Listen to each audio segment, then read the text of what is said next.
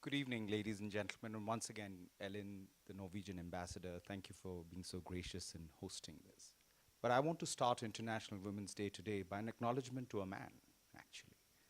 And that man is Abbas Gulet, who's the Secretary General of the Kenya Red Cross.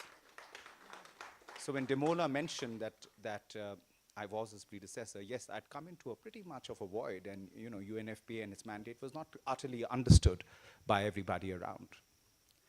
So it was with Abbas that we first put out a perspective in Huffington Post on the importance and the primacy of sexual reproductive health and rights. And from there we started a journey, and that journey was to galvanize governors of 15 counties of this country that contributed to 98% of the maternal deaths in this country, of the 47 counties. And when we did an assessment, we found there were 6 counties which contributed to 50% of those deaths. What was difficult was that these were the most difficult counties to reach. They saw the scourge of violent extremism, cross-border terror, everything.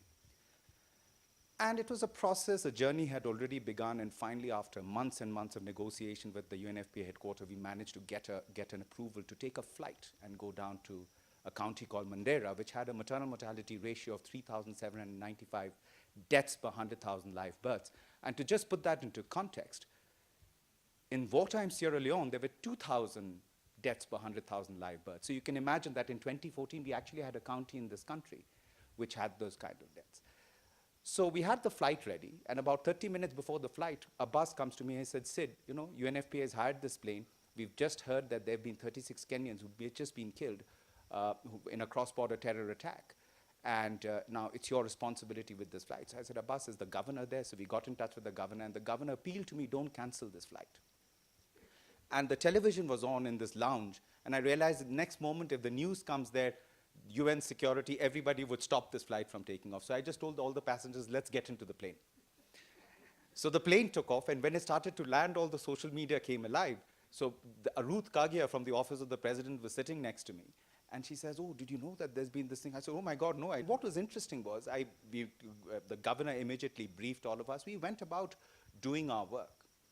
But that day, with Abbas, I swore to him that we will come back to this county and not abandon it. And that's exactly what we did. And I think for UNFPA, it actually demonstrated that the last mile was achievable.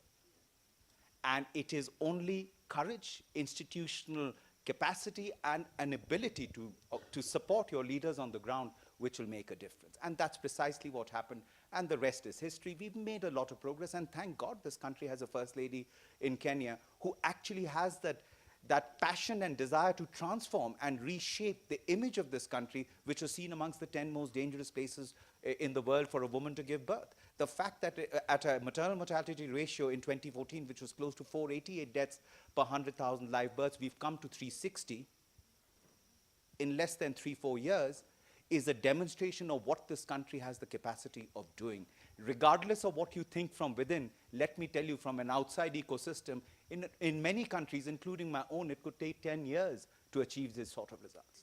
So Kenya has a lot to celebrate about, and I think the timing of the International Conference for Population Development couldn't be better, because it really underpins precisely the issue of the demographic dividend, which is much more applicable to this continent. So again, thank God we are having it in Kenya, in a place which I term as the beacon of hope for the rest of the region. It also defines that today, from Kenya, we can use the springboard of the political will that this president has, who's been recognized by the UN General Assembly as a champion of the youth.